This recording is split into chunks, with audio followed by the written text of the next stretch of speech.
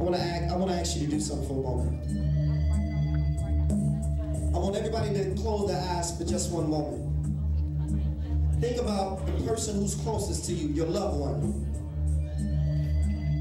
And think about that loved one coming to you, letting you know that they're sick. Think about taking that loved one to the hospital and the doctor's telling you that that loved one has cancer. Think about laying there every day in that hospital bed and that loved one that you love is fading away. And now I want you to think about that loved one and picture the face of your child. Hey God, where you at? I've been looking for you.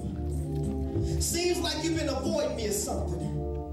And I've been searching for you for years, but no answer, just anticipation. And I've been going through this transformation, but every time I call on you, God, it's like I get put on hold. And they say that you hear all and that you see all. But seems like you ain't never available, God, when I call. See, all I remember was January '91. I had just left Simeon's Martin Luther King ceremony speaking.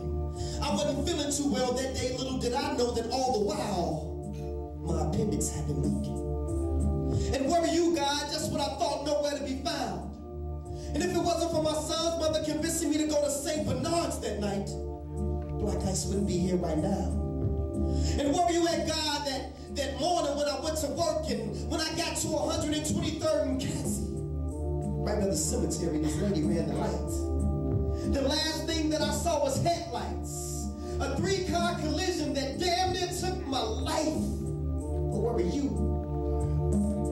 And where were you at when my mother was stricken with cervical cancer? She's been going to the Kingdom Hall serving you since before I was born, and we both called on you, and you still didn't answer. Come on, God, this is my mother. Tell me, is this how you treat all your sons and all your daughters? And where were you at, God, that day my son died? I sat there at the University of Chicago and I watched them come back twice. You could have intervened, you could have saved his life. But where were you? Where were you, God? And where were you at, God, when... Okay, my son, I've heard enough.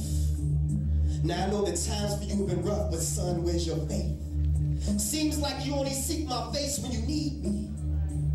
For I am a full-time God, my son. Do you really believe in me?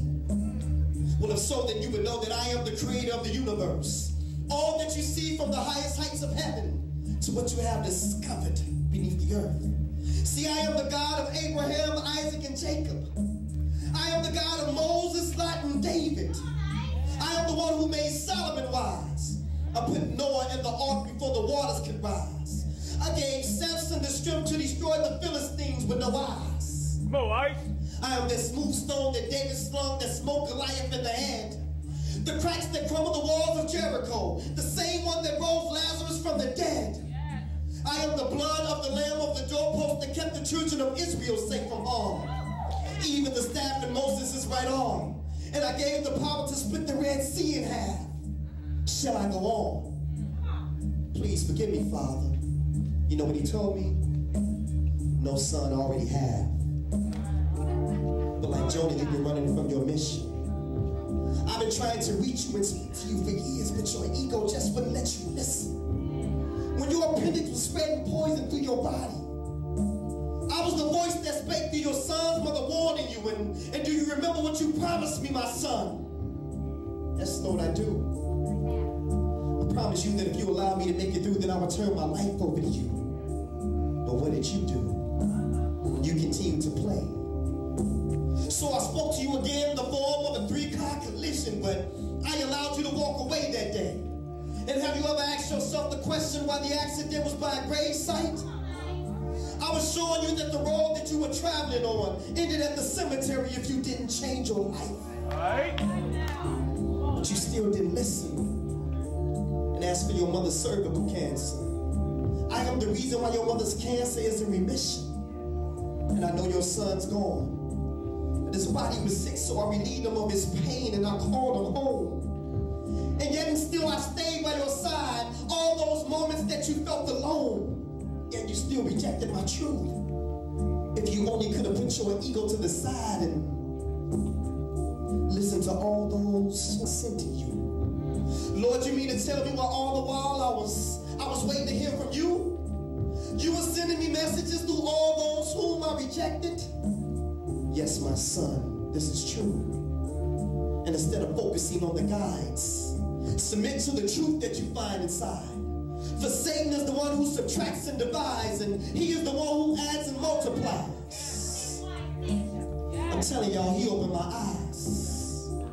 And so to those of you who can't accept the truth, because your ego won't allow you to accept who the truth is coming through, take this as a lesson. Because see, God just ain't using these pastors today. Because asking some of these pastors questions is just like asking blind men for directions.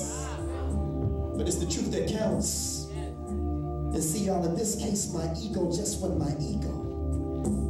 But my ego was easing God out.